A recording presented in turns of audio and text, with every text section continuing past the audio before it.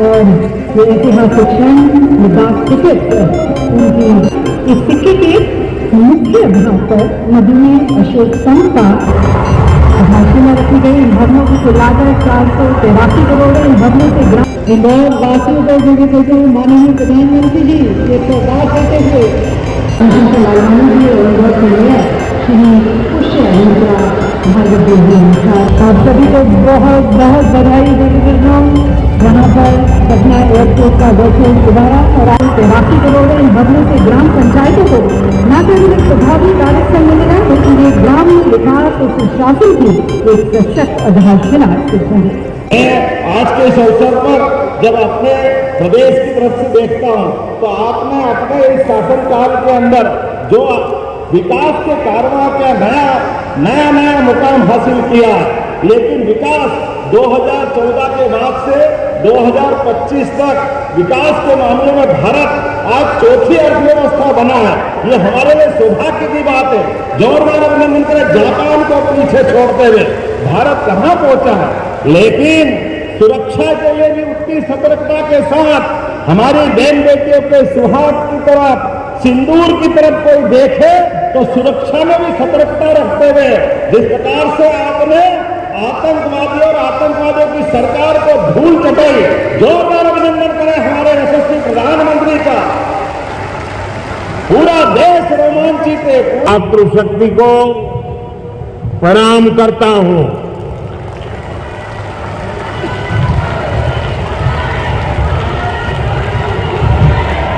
आज यहां इतनी बड़ी संख्या में माताएं, बहनें, बेटियां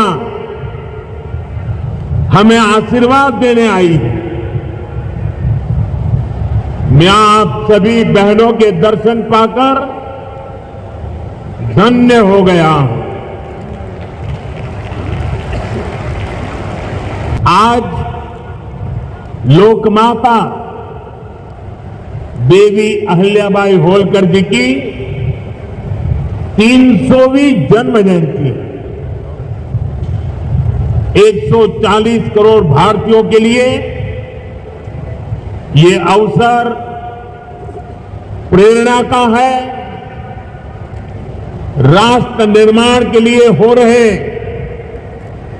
भगीरथ प्रयासों में अपना योगदान देने का है। देवी अहिल्याबाई कहती थी कि शासन का सही अर्थ जनता की सेवा करना और उनके जीवन में सुधार लाना होता है। आज का कार्यक्रम उनकी सोच को आगे बढ़ाता है। अतिया और सपना भी अब हवाई सेवा से जुड़ गए हैं। ये सभी प्रोजेक्ट मध्य प्रदेश में सुविधाएं बढ़ाएंगे, विकास को गति देंगे और रोजगार के अनेक नए अवसर बनाएंगे। मैं आज इस पवित्र दिवस पर विकास के इन सारे कामों के लिए आप सबको, पूरे मध्य प्रदेश को बहुत बहुत बधाई देता हूं। इस बार 75 सांसद महिलाएं हैं, लेकिन हमारा प्रयास है कि ये भागीदारी और बढ़े। नारी शक्ति वंदन अधिनियम के पीछे भी यही भावना है।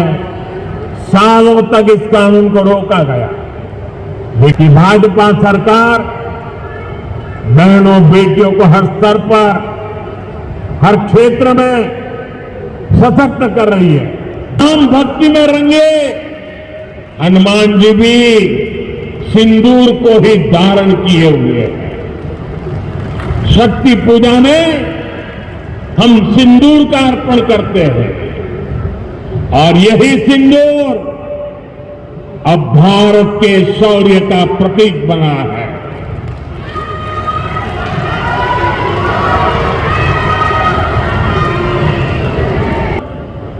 पहलगाम में आतंकियों ने सिर्फ भारतीयों का खून ही नहीं बहाया, उन्होंने हमारी संस्कृति पर भी प्रहार किया। उन्होंने हमारे समाज को बांटने की कोशिश की।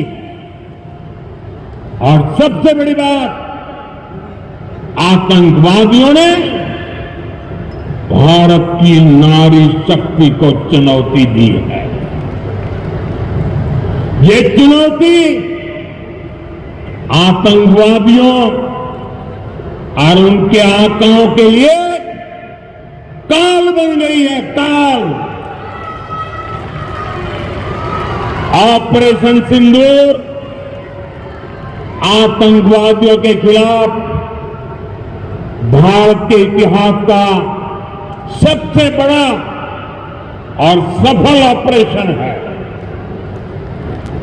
जहां पाकिस्तान की सेना ने सोचा तक नहीं था, वहां आतंकी ठिकानों को हमारी सेना ने मिट्टी में मिला दिया। ऑपरेशन सिंदूर ने डंके की चोट पर कह दिया है कि आतंकवादियों के जरिए छद्म युद्ध, प्रॉक्सी वॉर नहीं चलेगा।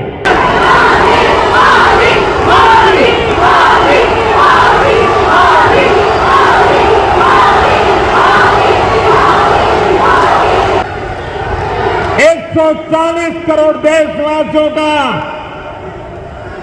बुलंद आवाज कह रहा है, अगर तुम गोली चलाओगे तो मान के चलो, गोली का जवाब गोले से दिया जाएगा।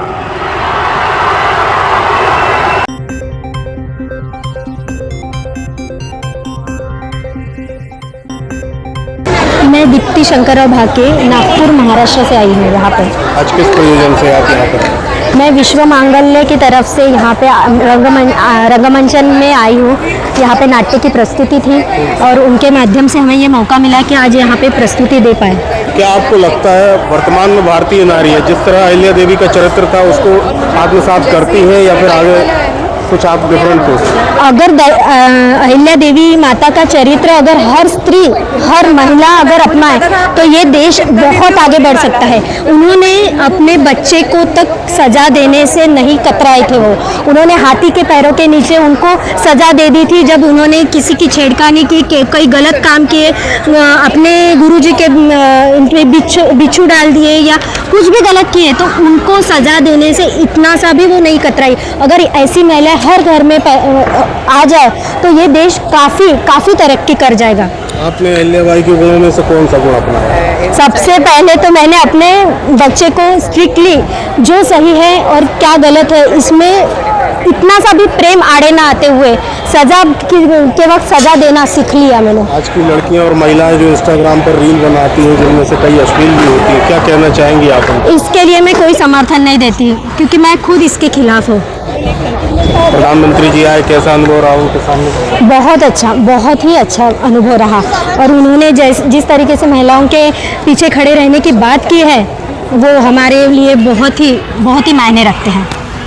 मैं आकांक्षा देशमुख नागपुर से आई हूँ और हम राष्ट्रीय समर्थक की टीम के ओर से आए हुए हैं। ये हमारे लिए बहुत एक बड़ी अपॉर्चुनिटी है कि हम अहिल्याबाई के 300 बर्थडे पर हम परफॉर्म कर रहे हैं। हम नागपुर से आए हुए हैं, राष्ट्रीय समर्थक की पूरी टीम, हम 40 लोग आए हुए हैं नागपुर महाराष्ट्र से।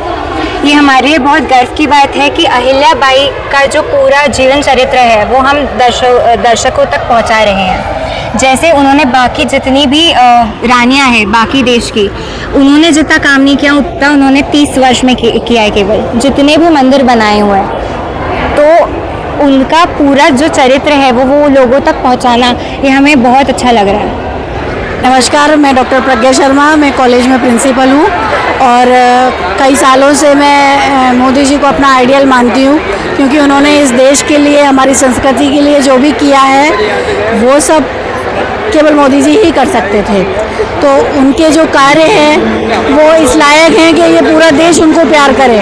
और मेरा एक ड्रीम था कि मैं उन्हें लाइव देखूं, तो आज वो मेरा सपना साकार हुआ, इसलिए आज मैं बहुत खुश हूँ। अब मोदी जी का संदेश जो आप महिलाओं को दिया है, इसको कैसे आप धरातल पर अपने जीवन में उतारने का क्या प्रयास? मोदी जी ने जो महिला सशक्तिकरण के क्षेत्र में पहल की है, जो भी उन्होंने भारत की आम जनता में महिलाओं से संबंधित समस्याएं हैं, उन्होंने उसको नज़दीक से समझकर जो उसका समाधान किया है वो हर एक महिला को पता है और हर एक महिला तक पहुंचता है। तो हर एक महिला दिल से मोदी जी से जुड़ गई है इस माध्यम से, चाहे वो बिजली हो, चाहे वो पानी हो, चाहे वो सिलेंडर हो, चाहे वो बैंक अकाउंट हो, या अन्य क्षेत्रों में भी महिलाएं जो आगे बढ़ रही हैं, हर जगह उन्होंने महिलाओं को आगे रखा है। अभी विधानसभा लोकसभा में भी महिलाओं को जो आरक्षण देने की बात चल रही है, उन सभी से महिला सशक्तिकरण मजबूत होगा, और महिला मजबूत होगी तो पूरा देश मजबूत होगा। मैं आर्टिस्ट लायन बीनू गर्ग। हमें जब से पता चला कि महिला सशक्तिकरण कार्यक्रम में नरेंद्र मोदी जी आने वाले हैं, तब से हम बहुत ज़्यादा उत्सुक थे उन्हें लाइव देखने के लिए और उनको सुनने के लिए। और हम सुबह 9 बजे से यहाँ उनका इंतजार कर रहे थे।